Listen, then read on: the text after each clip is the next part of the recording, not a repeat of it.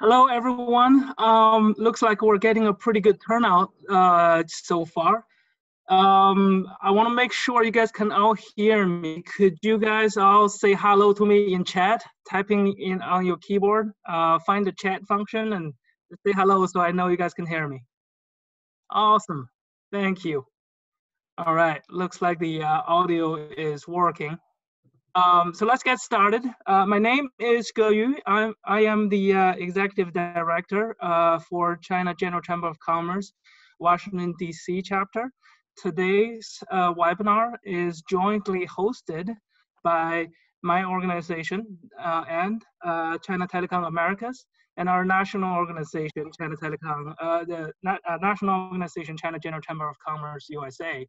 So thank all three organizations for putting this webinar together. As we're all working from home, I'm sure if you're still in your office, please go home.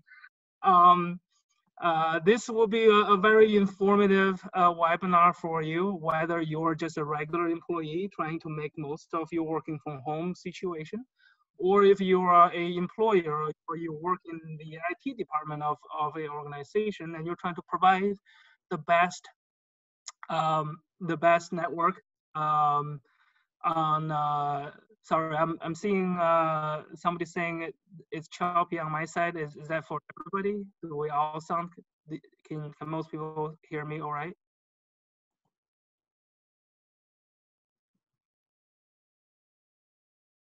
Okay, I'm just gonna keep going. So thank you, Scott. So if you have trouble hearing me, it could be caused by network quality in your own house. So maybe you want to move to a place where you can have good Wi-Fi signals. But but do let me know when you have a problem hearing us. It could be on our side, but looks like other people can hear us pretty well. Okay, so just give you guys a brief introduction of CGCC. We are the largest and recognized as the most influential nonprofit organization representing Chinese businesses in the US. We have more than 1,500 members across the country. Many of them are kind of a Fortune Global 500 companies, and pretty much most of the large Chinese companies that you have heard of that's operating in the US are our members. So if you're interested in being connected with the Chinese business community in the US, either because you have business opportunities with Chinese companies, or you are a Chinese company yourself, you're welcome to reach out to us. And if you are interested, you can always contact our organizers, and I will send you more information to CGCC. And then for China Telecom Americas, we are a international subsidiary of China Telecom Corporation Limited. We're one of the world's largest providers of integrated telecommunication services. Globally, we have offices in over 40 countries and regions, more than 180 point of presence, and 41 international cables with over 50 terabytes of global network capacity. If you're in the industry, you probably are very familiar with China Telecom. So China Telecom Americas, we're the American subsidiary. Our headquarters in Herndon, Virginia. We have offices in Chicago, Dallas, Los Angeles, New York, Panama City, San Jose, Sao Paulo, and Toronto. Most of our business is providing enterprise solutions for your global communication and connectivity needs. We also have a retail mobile business as well. And we work with other telecom service providers in our wholesale business. We work both with US companies who want to invest in Asia, and Asian and Chinese companies invested in the Americas. So if you have business needs, we actually have a lot of, some of our salespeople is on here with us too. If you want to get in touch with us with China Telecom for your communication and connectivity needs, you can either talk to Jack, who is our presenter, or some of our other salespeople here that can answer your question too. Or you can just reach out to us, however you got the invitation, just send a question to us and we'll connect you to the right person at CTA. So without further ado, let me introduce you Jack Ding Chiang. Jack is a director at China Telecom Americas, and he's in the solutions department. He's been a solutions engineer for a long time, and he's the person that I go to ask for any kind of network related questions. He knows about networking, he knows about connectivities a lot, and as a non-technical person, he's always been able to provide a very kind of easy to understand information for me. And VPNs and remote desktop, those kind of technologies is his specialty. So I'm sure today's presentation will be very informing, regardless your level of knowledge with networks and communication technologies. So Jack, you can take over. Thank you. Thank you, Ger. Everybody can hear me?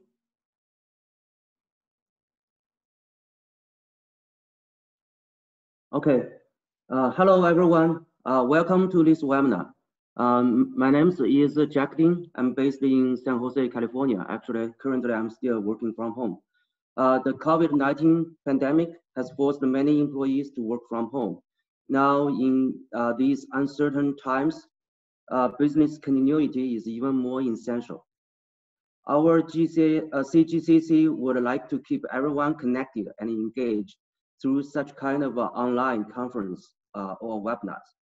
Today, I'm very glad to have the opportunity to share with you some technical solutions, how to be secure and productive working remotely. In my agenda, I will talk about telework history, positives, negatives, and challenges about both organizations and individuals. During coronavirus outbreak, how to ensure high productivity and efficiency is one of the key aspects we are all looking for. From enterprise IT's perspective, how to set up or expand the remote access network capability, and how to balance network security and the remote accessibility. It is obvious that telework requires extra effort for cybersecurity. That is because some of the inherent security measures that we take for granted while working directly within company network may not be fully effective while working remotely at home. What kind of security policies can we adopt, and what security awareness should we bear in mind or implement for our CIO, IT managers, and all the employees? And last but not least, I would also like to share briefly what China Telecom Americas, CTA, can help from IT's perspective. Telework history. The term telecommuting was first used in 1972 by Jack and Niles. At that time, Niles was working remotely on a complex NASA communication system. He told people what he was doing was telecommuting, and the phrase was born. In the 1980s, IBM was a pioneer in the work from home revolution, offering its employees the ability to work remotely. Since then, it has frequently been put on the list of the best companies for telecommuting or flexible work. In 1996, the National Telecommuting Initiative was developed with the mission of increasing the popularity of telework arrangements, especially within the government. By 2010, the government had passed the Telework Enhancement Act, which sought to make telecommuting more secure and effective for federal employees. In 2017, Bloomberg reported that about 60% of US companies provided some telecommuting option. By 2019, more than 26 million Americans,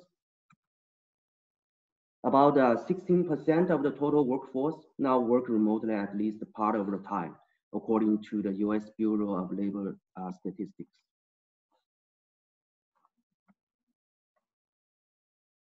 Telework has many benefits or positives. It can save us lots of time on the road, so we will have more time for family, for work, for leisure activities. By some research, a telecommuter saves about 20 to 50 workdays per year in time, depends on how much time they would have otherwise spent commuting. It can reduce costs that has been paid for transport, parking, and food. There is an estimate that employees can save between 2,500 to 4,000 per year by working at home half of the time, and hopefully can have greater productivity due to fewer ad hoc interruptions. It will have less stress and therefore provide a better health to the employees, and maybe more time for exercise. And it can also reduce the footprint on Earth. That means the environment can also get benefit. There are certainly negatives to work from home. First, the isolation. There's no water cooler chat in the office. That saves you some time, but you miss the ad hoc work and social relationships with co-workers. You may be out of the loop sometimes. There will be interruptions, like a family or friends may assume you are always available to do other tasks, like chores, like shopping, stuff like that. And managers or co-workers may assume you are doing nothing or doing things other than work. There could be overworking because you work around hours, and it's hard to separate the home and work life. Could be underworking because self-discipline is very essential. Otherwise, you'll get nothing done. So here is a statistic report about the individual struggle working remotely, like how to unplug from work even when it feels like you can, and how to conquer the feeling of loneliness, how to improve collaborating or communications, how to avoid distractions at home, how to get motivated, and so forth.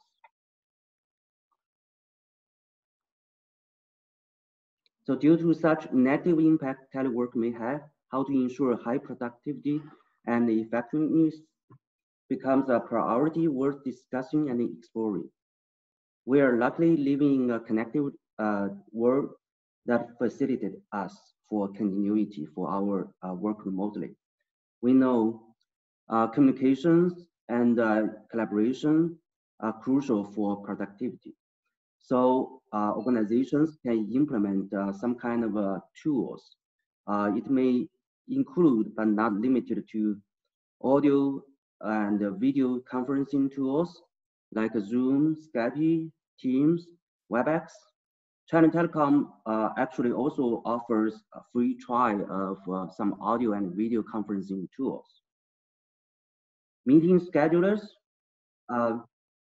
There are scheduling tools available that can synchronize with calendars of all kinds of people. If you want a meeting scheduler that you can use both inside and outside your organization, I would like to suggest FreeBusy. It integrates with just about any kind of a calendar that someone might use. Microsoft Exchange, Google, iCloud, Facebook, even like Salesforce. It also integrates with some popular video conference system like Zoom. There is a plugin for Outlook and extension for Chrome as well. Enterprise instant messaging. There are all kinds of instant messaging, but for corporation, we're highly recommend to use enterprise IM. For example, enterprise WeChat, Alibaba DingTalk, Huawei WeLink, and Lark, in Chinese called Feishu. These are very popular. There are several advantages to use enterprise instant messaging. First, you can keep the confidential information in limited control. You can ensure users are accountable because this can map the corporate employee IDs with those screen names. And even when the employee is no longer with the company, then it can be removed easily from the list. It can have better control to reduce the violation of corporate security. Document management tools is a central file hosting and document management to improve the employee productivity. Usually it's cloud-based document management system. It's very easy to use, and remote workers can begin benefiting from them without the need to get any training. It should be said that SharePoint is very modern, used widely today, and our company also use SharePoint a lot. Project management tools, you can find a lot of tools. Some are very simple and some are very professional for very complicated team projects. These tools are built to help teams accomplish tasks in a timely manner and meet deadlines without any problem. Another aspect is monitoring the performance. People working remotely, so monitoring and understand employee performance is very important. So we can track their productivity and understand, how and what they are doing, what process and tools they prefer to succeed in their daily work. I'm not going to elaborate the details about the tools. You can find a lot about these performance management tools. Now let's move on to remote access. What is remote access? Remote access means allowing people to access your business computer system, software, communications, technologies when they are not directly connected to your company network. For instance, we get access to company emails from home. That is a remote access. So before investing in remote working technologies, decide what elements of your system you want to give your staff access to. The key principle should be about providing access to the system. Your staff need to perform their roles and no more. Remote access isn't limited to laptops, and these days mobile phones, tablet computers are so powerful, so you can run your entire business from these mobile devices. If your staff are using such devices to access your system, they should be as well protected as your own equipment. Any weakness can be exploited by a hacker. So all staff must be made aware of their responsibilities in keeping things safe. So remember, there are also remote access Trojan. Okay, they try to access your computer through remote. So we need to be very aware about such kind of risks.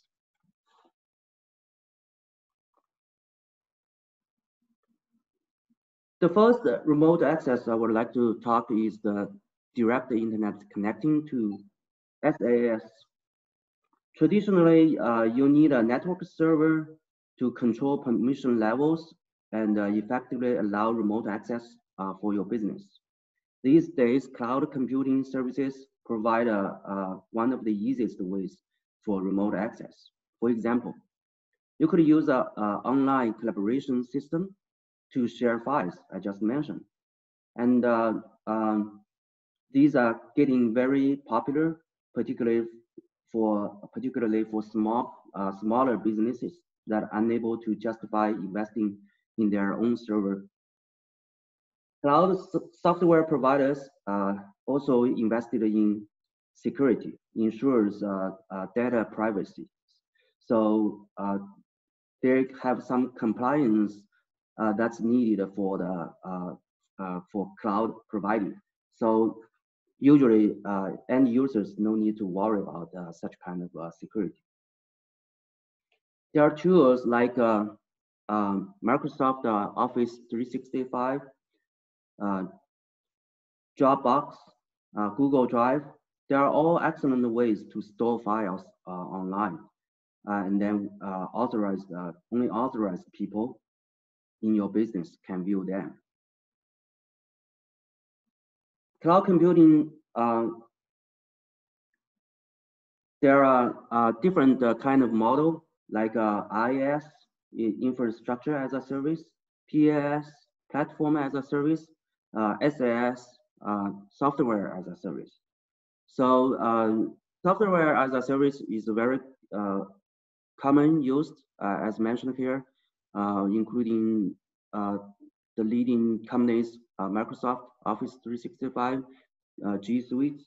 These are very commonly used. They provide similar functions and like connecting collaboration tools for file storage and document sharing. The second remote access method I would like to talk is the remote desktop. What is a remote desktop? It is a connection to a server in which it can directly operating the server's keyboards and mouse, monitors, and also it can directly access the server's operating system. So this server can be running inside a virtual machine on that server. For such kind of connection, person can open directories in the server, download, upload files, or run programs. So this almost has full control of the computer. The protocol it used is called RDP, Remote Desktop Protocol. There are some security mechanisms that can be utilized to secure RDP as much as possible. But unfortunately, because it is so widely used, RDP is also the target of a large number of brute force attacks on the server. Malicious users will use compromised computers to attempt to connect to your server using RDP.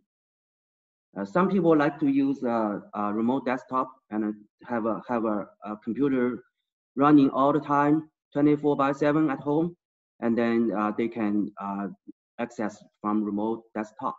But actually, this has lots of challenges because those hackers are always looking for such kind of computer to get access to. So even the attack is unsuccessful in guessing your administrator password, just the flood of attempted connections can cause performance issues on your server. There are different tools for remote desktop. TeamViewer is a typical remote desktop tool. The third remote access I will mention is VPN, Virtual Private Network. Many employers use virtual private network as a secure dedicated channel for their remote users to access the network that they normally have at work. The most common VPN is client-based VPN between a single user and a remote network. IPsec was the client VPN protocol of choice for many years. SSL is more often used these days. Cisco no longer update their legacy IPsec client.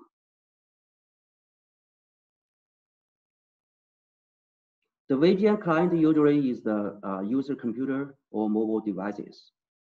And their premium VPN clients come with some kind of licensing cost charged based on the number of simultaneous VPN connections that are allowed. Another category of VPN is network-based VPN. It's usually connected with routers. It's called a site-to-site VPN, or also known as LAN-to-LAN VPN. There are IPsec-based WAN, DM VPN, MPLS VPN. These are all widely used. These network-based VPNs are the core products of telecom service providers, like China Telecom. So if you have any needs to set up a WAN like this, you can let us know.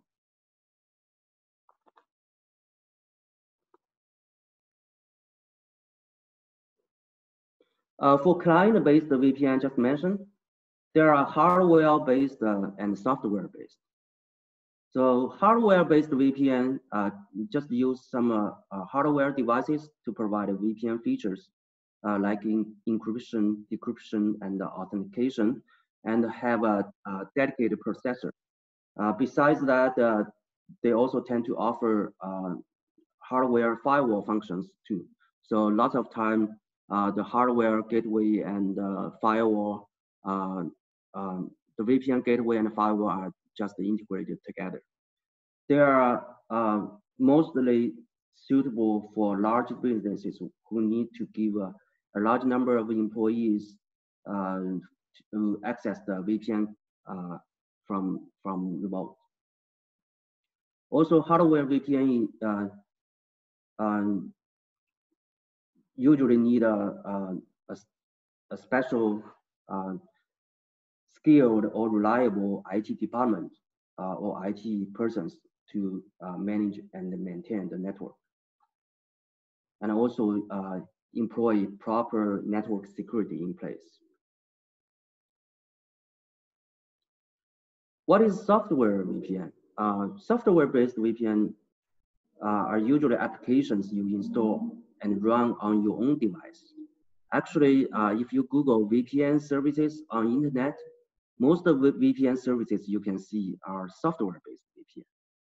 So they are widely used by individuals. Like if you are an online user looking to hide your IP address and encrypt your online traffic, you are much better off with a software VPN than hardware one.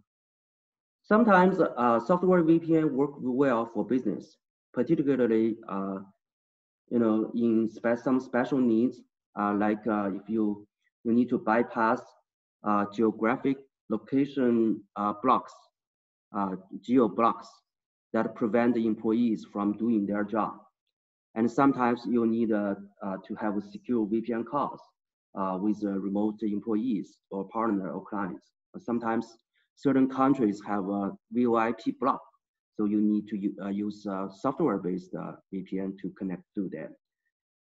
And also, they are widely used for search engine optimization for company website. You can just has you are like to have different IP addresses connecting to your website to optimize the search engine.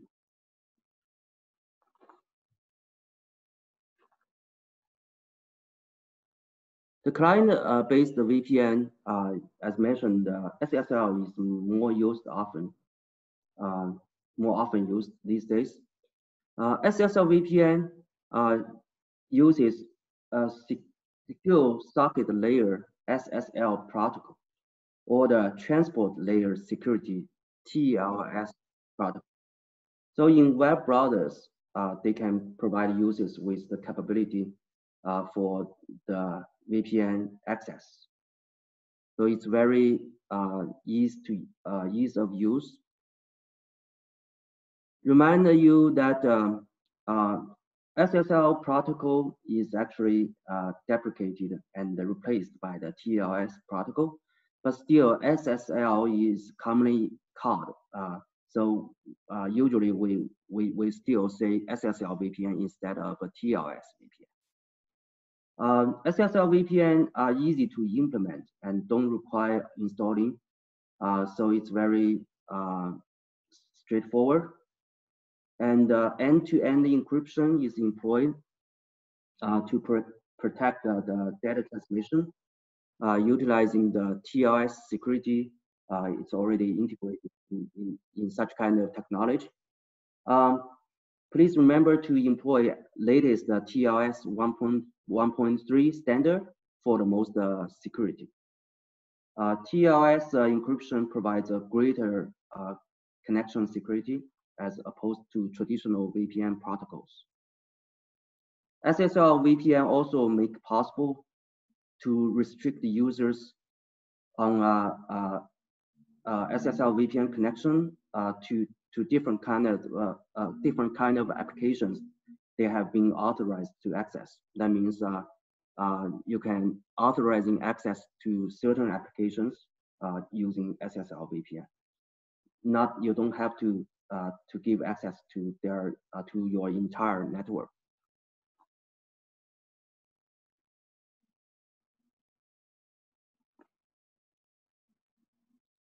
With the breakout of coronavirus, not every company is ready to handle a sudden surge of employees trying to connecting from outside. So typically businesses allocate enough network capacity to accommodate everyday needs of a small number of employees working concurrently remotely. But a large-scale shift for such kind of situation could cause temporary trouble. So adding VPN capacity is very urgent for lots of companies, and it can take hours or days or maybe even a couple of weeks. There are many different SSL VPN providers. As mentioned, SSL VPN is most commonly used for client-based VPN. So which brand, which model should we choose? The internet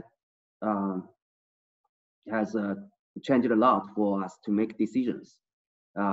Now we use ratings and reviews to shop for all kinds of stuff. Actually, we can also see lots of objective information for SSL VPN from other users. So we can, here is an example, shows part of a buyer's guide and review report from a third party. They are trying to compare different SSL VPN brands like F5, Cisco, Citrix, Pulse, Sonic Wall, Symantec, etc. So considering key performance factors such as max throughput, transaction per second, concurrent connections allowed, etc. And make sure to consider the detailed requirements from the corporation and select a product that best fit your needs. Even if in one brand there are different models, so need to find the right one for your need. And most VPN products, they have some low-end editions that cost just very few dollars, and you can just try some lower edition first to see how that can fulfill your corporation need. So just try before you buy.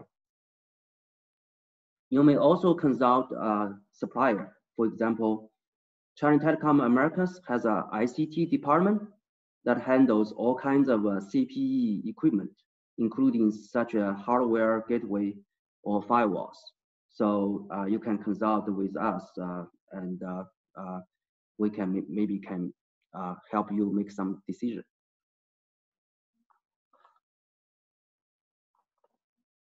Network-based VPN is another category, as mentioned, that has been widely used. It can be connected with or without a remote user. It's basically a site-to-site connection. It can connect headquarters, branch offices, data centers, and even cloud services. A remote user can be connected to the network just treat it as a site. Here is an example. China Telecom existing MPLS VPN customer applied to add access to their internal corporate network through mobile terminals with a fast and a stable internet VPN tunnel. So SSL VPN services can then added to this existing MPLS VPN connection for the remote sites.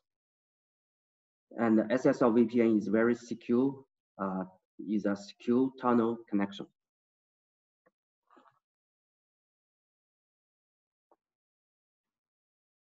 Here is another example. The pain point is the now remote users in region A, they need to access SAS services in region B, but it can be accessed through public internet or the performance is not reliable. So what's the solution? We can provide the SSL VPN plus dedicated cloud connection using the security gateway. So basically, the remote users connecting to our security gateway through the SSL VPN tunnel. This is actually based on public internet. And then from the security gateway, we have a dedicated connection to the SaaS, software as a services platform. For example, Office 365, G Suite, and even other domain that can be specified, like Salesforce, etc. So writing on our mobile VPN access nodes, writing over our backbone, and with the stable services around the globe, so we can provide customers such kind of connectivity to avoid to solve their pain point problems.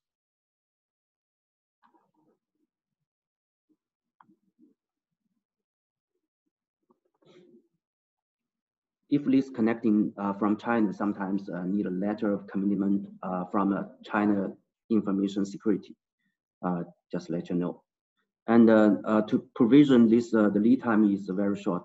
It can be done in a couple of days. Now let's move on to balance network security and accessibility. I put together a table here to compare different remote access methods. What is their major usage and what kind of security challenges we should consider? These are all mentioned just now. Internet connecting to SaaS, the usage is usually for a remote work need. They just put certain documents online, so put files or share documents online or on cloud for collaboration.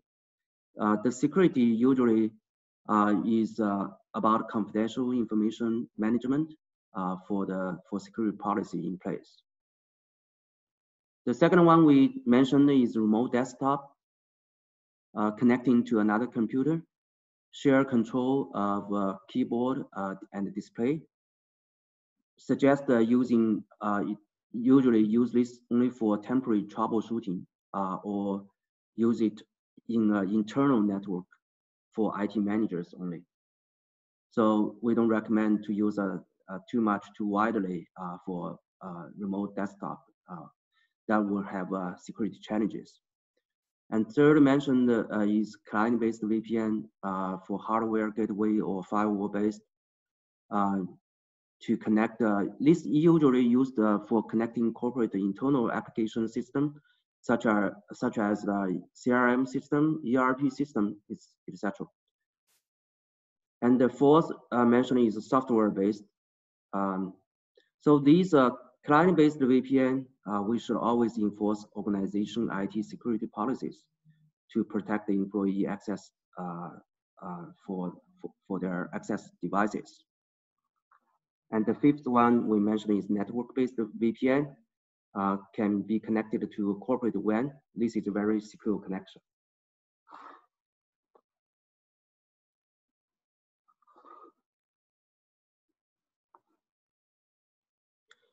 Since all the remote access related to remote computers and mobile devices, so there will be a security risks if such remote access devices are unprotected.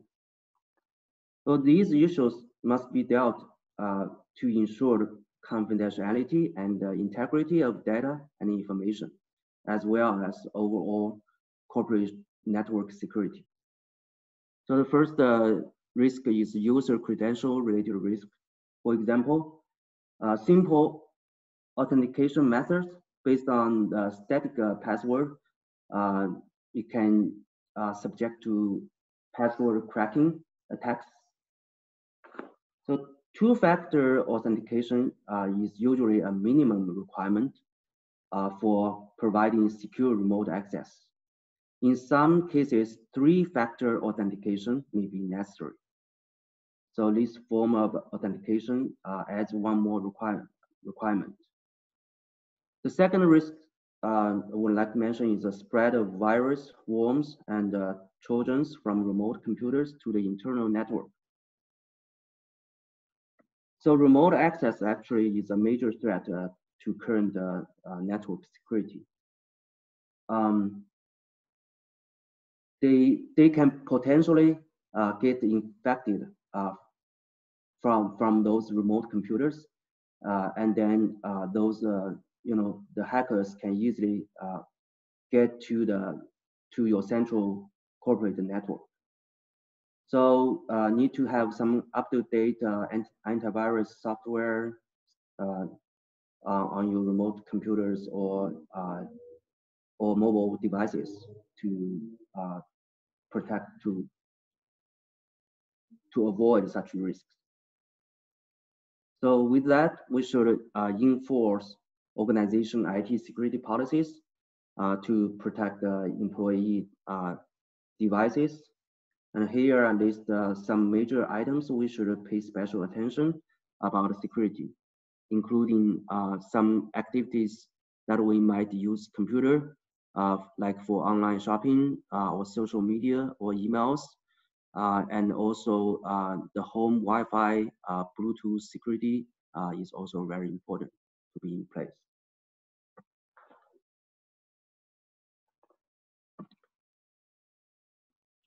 Next, SSL TLS security. As mentioned, the latest TLS 1.3 version is very secure. But you can see from here, there are all kinds of legacy protocol that are insecure or there are some kind of challenges. So again, it's very important to have the latest version to be in place to guarantee the security. So there are lots of risks all related to older version of a protocol or some certificate issues or even some users still using OpenSSL that's vulnerable for some attacks.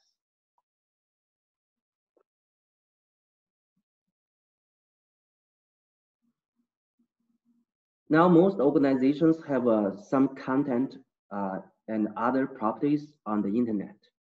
So protecting your internet properties from attack is also very important. So we call it anti-DDoS. So what is DDoS attack? It's distributed denial of service attack. The DDoS attack, they try to make an online service or website unavailable by flooding the traffic, flooding the network, flooding your site with unwanted traffic from multiple computers. If a DDoS attack is successful, they will spread malicious software. In order to have some successful attack, these malicious attackers, they will have a software, malicious software to be installed on your vulnerable computers, and then usually they have also they have the emails, send you emails as infected emails as attachments. So when you click on the attachments, you get infected, and your computer becomes one of those computers here will be controlled by them. These infected machines are called botnet. So attacker can then instruct and control this botnet, commanding these computers to flood a certain site with traffic. So the network or the particular website will stop to work. So to protect yourself against the DDoS attack is called anti-DDoS. There are usually two kinds of anti-DDoS service. One is the black hole, another is clean pipe mitigation. Black hole, basically, it drops the disrupted traffic. The traffic usually is directed as at a targeted site.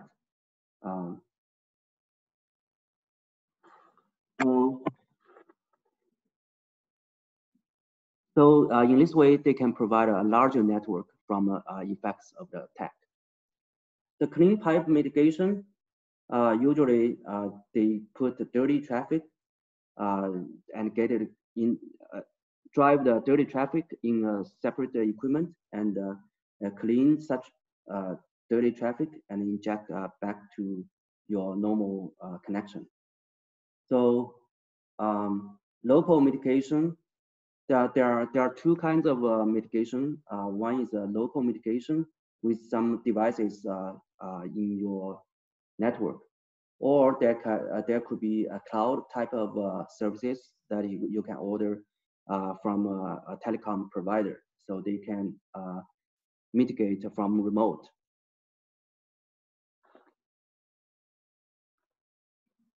Last but not least, about China Telecom Americas and what we can help. Communications are very crucial for the world to defeat this novel virus. So to help facilitate such access to urgent needed global network infrastructure, we made some actions immediately, offering free or reduced pricing across our product portfolio. So first, we provide some free trials of cloud and cloud audio and video conference services. And we also have some free trial for mobile VPN services. I mentioned some SSL VPN connecting to SaaS, SAS, and SSL VPN connecting to hybrid MPLS VPN network. SSL VPN can also use to connecting to public cloud. We also provide discounts for many other services, including network equipment and hardware. We provide a free trial for cloud services, and we also provide anti-DDoS services together with the internet or data center services.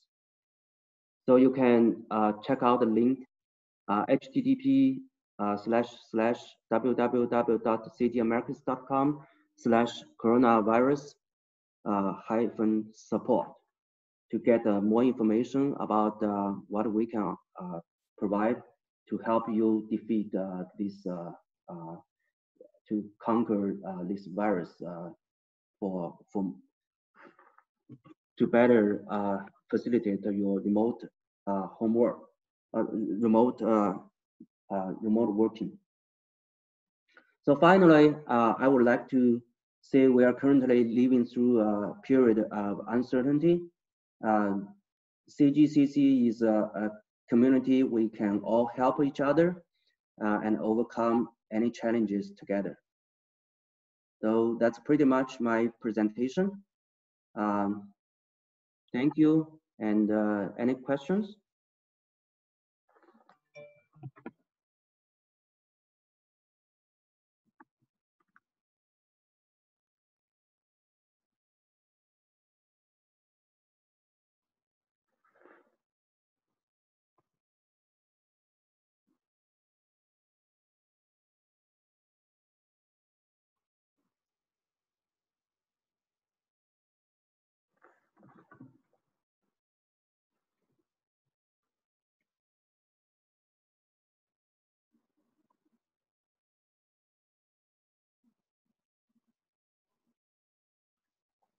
Thank you very much, Jack. And we're finishing it with a very good timing too. We got about 10 minutes to kind of address any potential questions that you may have. If you have a question, please just type it out in the chat function, and we'll answer your question once we to type it out in chat, and I'm sure Jack will be able to see it and address your question. Okay, we got a question on will the presentation be available online to share with others? That I can answer. Yes, we are having the presentation recorded, and after this, we'll upload it to probably to YouTube, or Zoom probably has its own platform that can have the video available, and we'll share it with all the participants if you want to share this this information out. Okay, so we have a question from Sally. Jack, do you want to answer Sally's question? Okay, let me see. It says, is CT Mobile VPN more useful for customers on China who would like to access US website? Is that correct? Is it not useful for US customers?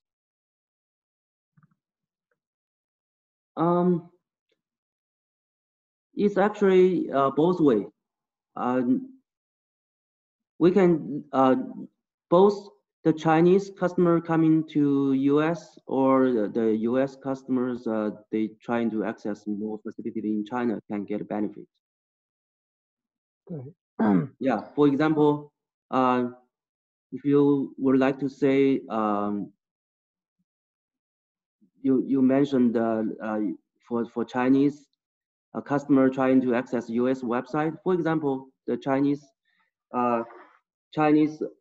customers may have challenges to access Google products in US, right?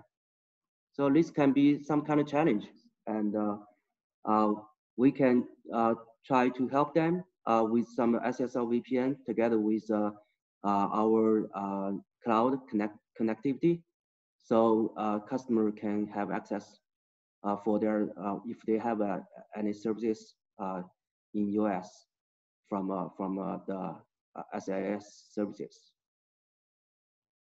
So both ways. I have a question for you, Jack. Give other people some time to think about their questions. So I really like that slide that you have. I think it's a 4.1 where you compare the different type of remote access. I think that if anything, that might be the most important slide, and for people to think about what kind of a product services they may need. My question is, are all of these different type of VPN remote access methods, are they all dependent on, or is all of their performance affected by how many people are using it? Because I could have an organization that previously my VPN service was great because only 1% of my company is using it at any given time. And now all of a sudden, it's like 95% of my company is using it now. Should I be worried that all of a sudden we have this, huge blow up of users? Is this a time for me to start looking to, beef up my previous VPN infrastructure? Yeah, actually, number of users only affect the performance, but not the security. The security is inherently based on the technology, and also based on how you employ those kind of technology. what kind of detailed equipment and what kind of policy you have in your system. So regarding the performance, of course, more concurrent users trying to access your network, that could be a challenge because the current usually you have a limitation of a number of concurrent access. So with the surge of the remote users now, so you might most likely need to upgrade your network. So for lots of organizations, they need to consider this is the first priority for the IT department. I'm sure already they might be very busy these days to resolve all kinds of issues from those remote workers, either connectivity issue or they're upgrading their system to facilitate the more concurrent connections. Thank you. I think Sally has a follow-up question regarding US customers. I guess it was still related to the City Mobile VPN question.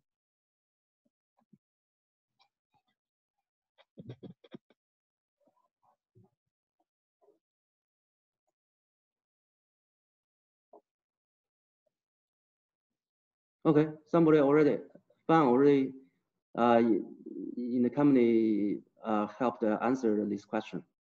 Mm.